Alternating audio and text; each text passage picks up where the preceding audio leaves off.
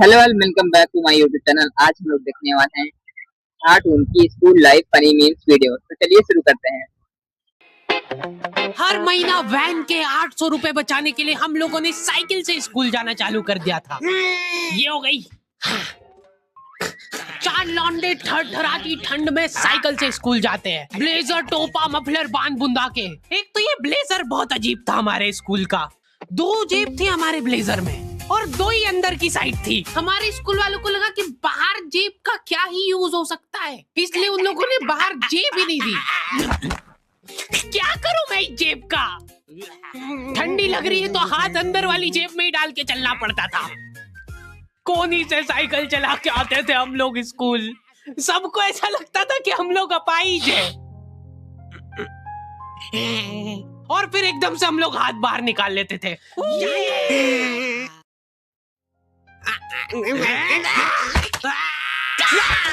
मजाक बना के रख दिया डिसेबिलिटी को। अपाहिज लोगों की रिस्पेक्ट कम हो गई थी हमारी वजह से, लेकिन लड़कियां खुश हो गई थी इस इनोवेशन से। उनको लगा था कि ब्रा का खर्चा नहीं करना पड़ेगा, अपना जो भी सामान है उसको एकदम जेंटली इन जेबों के अंदर प्लेस कर देंगे। लेकिन इसमें एक छोटी सी दिक्कत थी। स्कूल वालों ने लड़कियों के ब्लेजर में एक ही जेब रखी थी। तुम लोग नहीं समझोगे कितना मुश्किल होता है एक ही जेब में इतना सारा सामान घुसाना। हर रोज लेट होते थे हम लोग स्कूल, क्योंकि मेरी साइकिल की चेन ढीली थी। थोड़ी सी भी स्पीड बढ़ाते थे तो वो चेन उतर जाती थी। ऐसी ही साइकिल लेके जाता था मैं, मेरी भी ऐसी ही साइकिल थी एक। लेकिन पापा ने मेरे को प्रॉपर ट्रेनिंग दे रखी थी चेन चढ़ाने की। एक जना ऐसे खींचेगा टायर, उतने में अपने को पानी से फटाफट कस देना है। ये हो गई टाइट। बैग में पाना पेचकस रख के लाना पड़ता था मेरे को स्कूल, कि कभी भी रास्ते में चेन उतर सकती है। इमेजिन करो एक बार कि तुम चुपचाप वैन में बैठ के जा रहे हो, बीच सड़क में 4 लौंडे साइकिल पलटा के ये फटाफट क्लास में बैठे हुए मेरे को डर बना रहता था कि कोई गलती से मेरा बैग चेक नहीं कर ले। तो आज हम लोग पढ़ेंगे टेंस। सबसे घटिया, वाहियात, नीच टॉपिक लगता था मेरे को टेंस। पास्ट, प्रेजेंट और फ्यूचर तक बात ठीक थी। प्रेजेंट कंटिन्यूअस टेंस क्या होता है? मुझे आज तक ये समझ में नहीं आया। है सिंपल पास्ट, पास्ट कंटिन्यूअस मतलब वो बीत चुका है पर चल भी रहा है।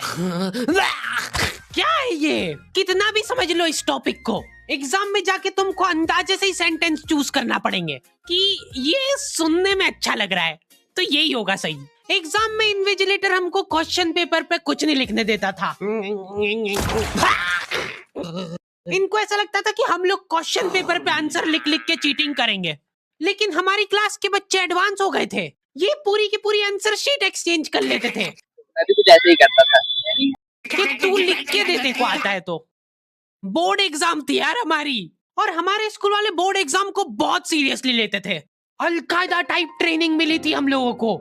एग्जाम देते हुए कहीं से भी बॉम्ब गिर सकता है, लेकिन तुम्हारे हाथ नहीं रुकना चाहिए, चाहे तुमको क्वेश्चन आता हो या ना, कुछ न कुछ लिख के ही आना है। हमारा एक ही मकसद होना चाहिए, आंसर शीट भरना। नहीं आए तो अभी कुछ भी लिख के आ जाओ। मेरे को ये नहीं समझ आता कि मैं कुछ भी कैसे लिख के आ जाऊं, मेरे को आता ही नहीं है।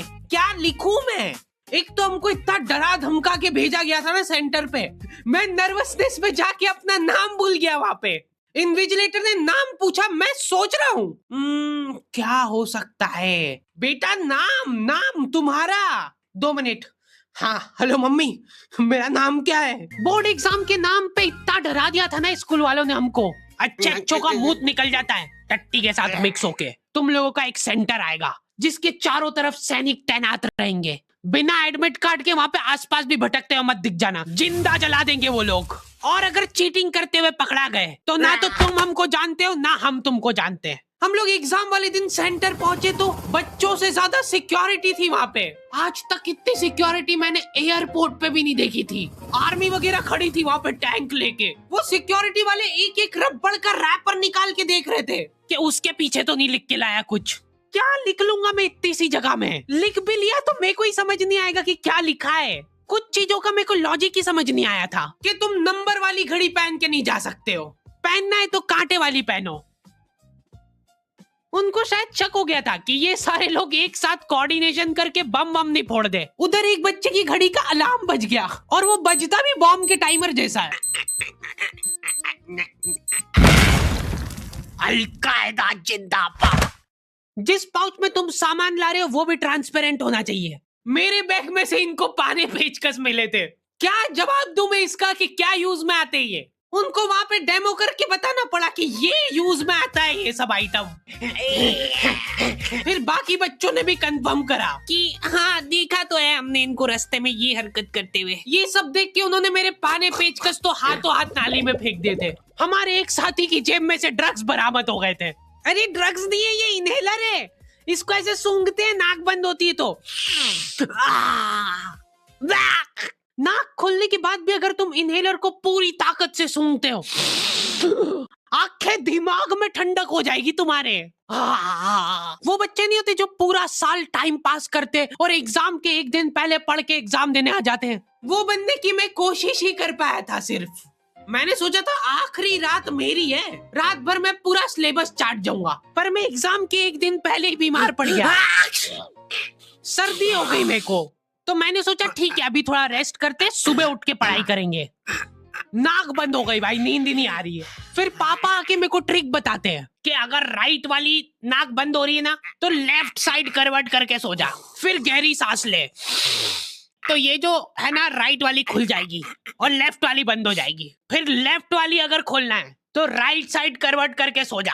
पूरी रात करवटें बदलता रह गया मैं। सुबह रास्ते में जाते जाते पढ़ रहा हूँ मैं, क्योंकि बाकी बच्चे भी यही कर रहे थे। बच्चों को लग रहा है कि भाई जितना हम लोग साल भर में नहीं पढ़े उतना हम लोग रास्ते में जाते हुए पढ़ लेंगे। रास्ते में ऐसे कॉपियां लेके घूम रहे जैसे इनसे ज्यादा पढ़ाकू कोई हो ही ना। सुबह हम सब लोग सेंटर लेट पहुंचे क्योंकि साइकिल की चेन उतर गई थी तो रास्ते में वो कर रहे थे। और क्वेश्चन पेपर भी लेट हो गया था उस दिन। क्वेश्चन पेपर Z+ सिक्योरिटी के साथ आता था। 10 बॉडीगार्ड लेके आते थे एक जरा सा पार्सल।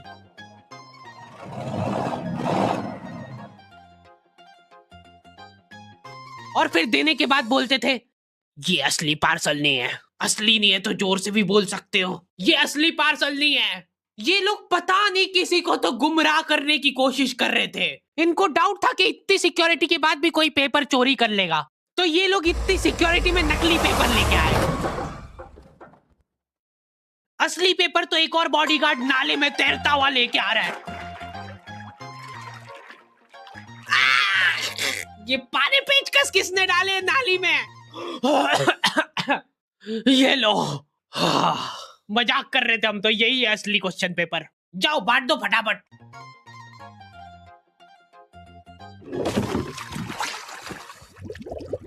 ये अपना आपस में एक दूसरे को गुमराह कर रहे थे। एक बार बस सोच के देखो कि ये सारी हरकतों के बाद भी अगर पेपर लीक हो गया, सोचो एक आदमी टेलीग्राम पे क्वेश्चन पेपर बेचने लग गया था, वो भी एग्जाम के महीने भर पहले से। तब तक क्वेश्चन पेपर बना भी नहीं था। तो अब जो आदमी हमारा क्वेश्चन पेपर सेट करने बैठा, उसने सोचा कि उसका काम इजी हो सकता है, क्यों ना थोड़ा सा स्मार्ट वर्क कर लिया जाए। उसी ने सबसे पहले वो फेक क्वेश्चन पेपर खरीदे और वैसे के वैसे चेप दिए। जिसने पेपर लीक करा था वो खुद सोच में पड़ गया कि ये कैसे हो गया। एग्जाम खत्म होने के बाद इन्विजिलेटर को बहुत मजा आता भाई कॉपियां छीनने में। एक सेकंड भी किसी को ज्यादा नहीं मिलना चाहिए। बस एक बार टाइम ओवर होने के बाद कैसे लिखा तूने? एक बच्चे ने खुद से कॉपी दे दी तो इनको डिसरिस्पेक्टफुल महसूस हो गया था। उसको वापस से कॉपी दे दी कि लिख ले थोड़ी देर और। जैसे लिखने लगा वापस छीन ली। तो आप लोग भी ऐसी वीडियोस और देखना चाहते हैं तो हमारे चैनल को सब्सक्राइब करिए और वीडियो को लाइक करिए। ये वीडियो आपको यूट्यूब पर मिल जाएगी कार्टून नाम के यूट्यूब चैनल पर। ये बहुत अच्छे एनिमेशन बनाते हैं, जाके देख लीजिए आप।